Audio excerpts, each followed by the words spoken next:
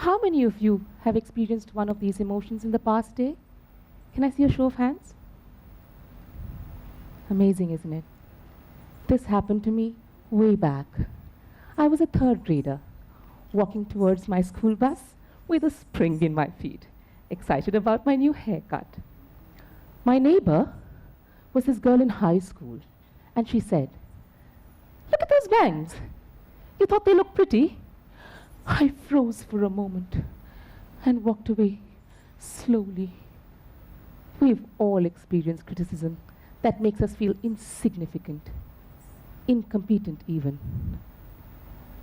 The question to you is it possible that you can consider yourself, consider these emotions? We could be from gender minorities or religious minorities, racial minorities or geographical minorities, or we could have experienced pressure from our teachers or our peers, our parents, or even ourselves. All of these emotions make us feel a sense of having slowed down, being dragged down, or even having to stop completely.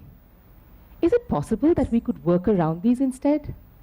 James Allen said, "A strong man cannot help a weaker unless the weaker is willing to be helped.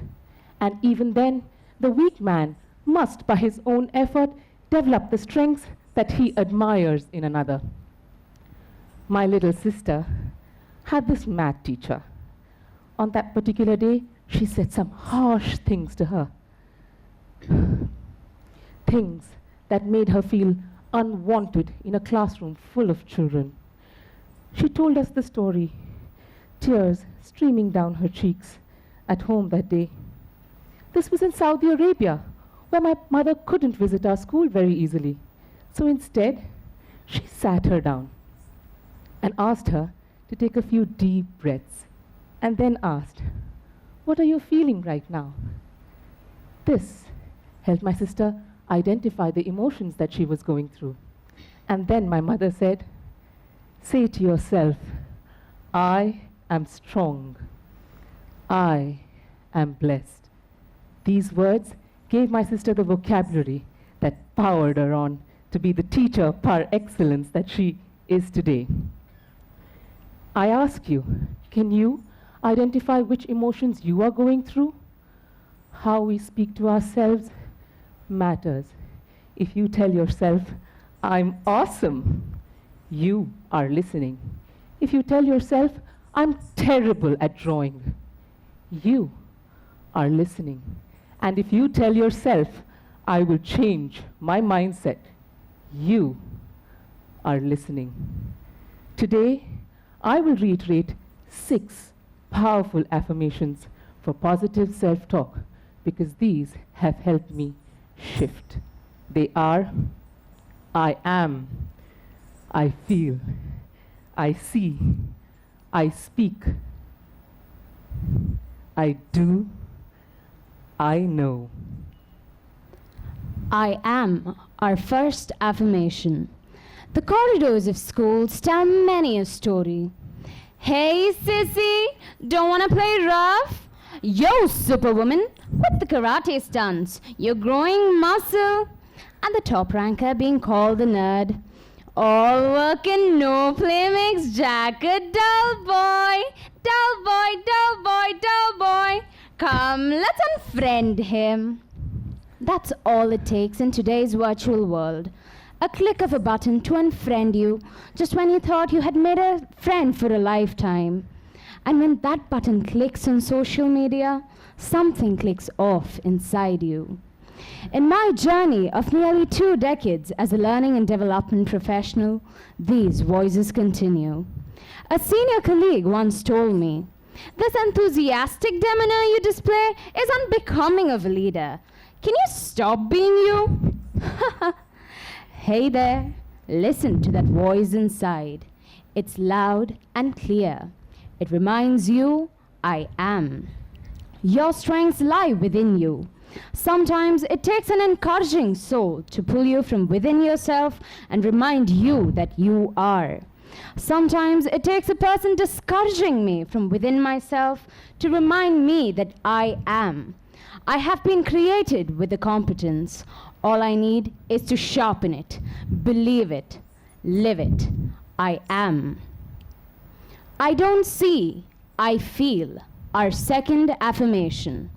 Caroline Casey opens our eyes to the possibility of not needing eyes to see in her talk, Looking Past Limits. Her parents encouraged her to believe in herself. They gifted her for her 17th birthday one driving lesson. She learned the truth then, that she was and had been since birth legally blind. How in the world could she get to being 17 without knowing that? She was brought up by parents who decided that for her, there would be no special needs schools, no labels, and certainly no limitations. After discovering this, Caroline said to herself, I will drive. She had the determination that her father had bred into her since she was such a child. He taught her how to sail, knowing she could never see where she was going. She could never see the shore nor the destination. But he told her to believe and to feel the wind in her face.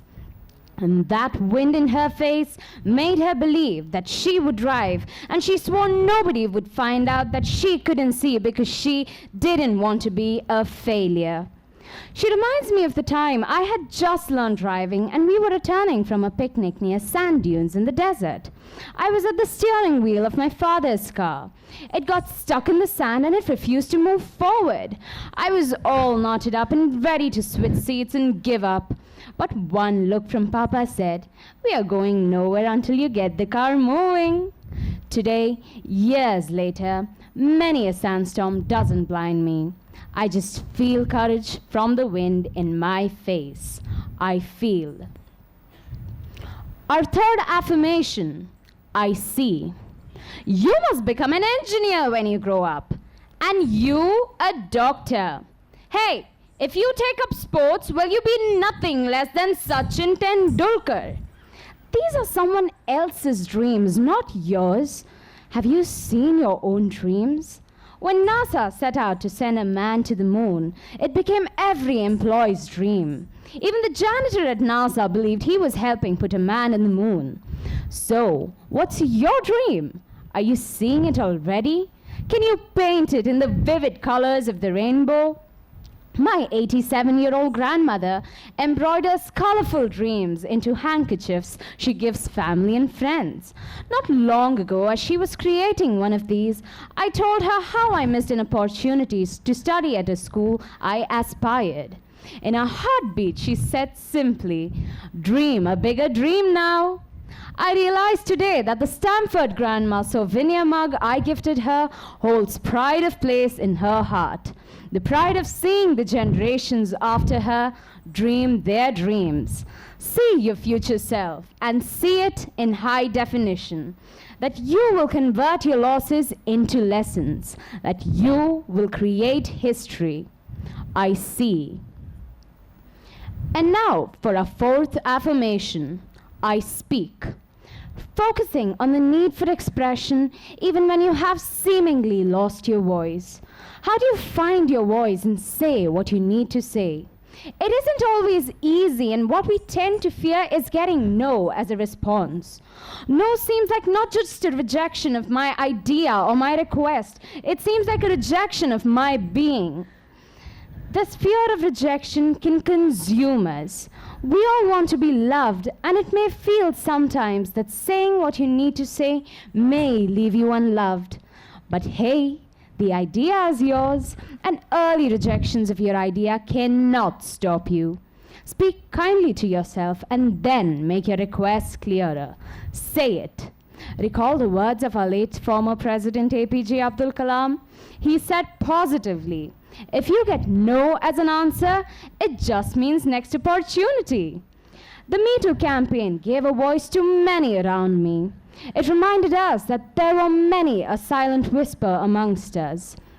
Little children within us that had our voices muffled when all we wanted to do was to scream. Today, we give ourselves the courage to say what we need to say. Speak. Your story is waiting to be heard. I speak. Our fifth affirmation is I do. At the Hinduja hospital not years ago, my father fell crippled by transverse myelitis. It was a condition that started with severe pain in the spine. Overnight, he couldn't walk. He was dragged to the emergency room. First, they removed lots of urine from his bladder, else the bladder would have burst. He had lost control over his lower body. The sensory tests indicated delayed responses. After a battery of tests, he finally told that his survival rate was less than 0.001%. I'll take it, he told the doctor. He had always told us, go do it. He started medication. Days later, he lifted his leg off the bed, just 1 centimeter. But he said to himself, do. Physiotherapy started. He could now take a step forward, not sideways, not backwards. A month later, he asked the doctor to remove the catheter. He wanted to urinate on his own. I do, he pleaded. Today, he walks on his own 2 feet. He continues to say, I do, you can do it too. Yes, I do. And now for our final 6th affirmation. It is, I know. I am different by sexual preference. I know. Lana Wachowski inspired many through her speech at the Human Rights Campaign 2012. She directed the Matrix trilogy with her sister. During her speech, she also came out to the public about being transgendered. She talks of the time that she hears the school bell ring and the order, get in line! Girls in one line, boys in another. She walked past the girls' line, and then the boys' line, and yet felt a sense of gravity, a feeling of differentiation that confused her, and she stood in the middle. She was just trying to fit in. She mentions how without words to defend herself, without examples, without models, she began to believe the voices in her head that she was a freak, that she was broken, and there is something wrong with her. She also shares her conversation with her hairdresser. They're giving me an award for being myself. And her hairdresser said, yeah, I guess you make a pretty good you. Yeah, there wasn't a lot of competition. Good thing. Just imagine if you had lost. What a message. So my question to you is, are you losing in your journey of trying to fit into this world that is complicated enough already? Are you steering further and further away from yourself? If you were to be nominated for an award evaluation for being you, would you win? Are you winning? Are you winning at being you? With my husband beside me, we watch our son grow slowly. In quiet reflections, I find my purpose for today's message. I request you to join me. Repeat after me. I am. I feel. I see. I speak. I do. I know. I am many beings. Today, I perform for you. I feel your pain and wish to create belief for you. I see a wonderful tomorrow and trust you do too. I speak my message sometimes. In other times, I need your support. I do my part and certainly need your encouragement. I know. I know. I know that this is but a beginning. And nurtured by each other, we will blossom further. Namaste.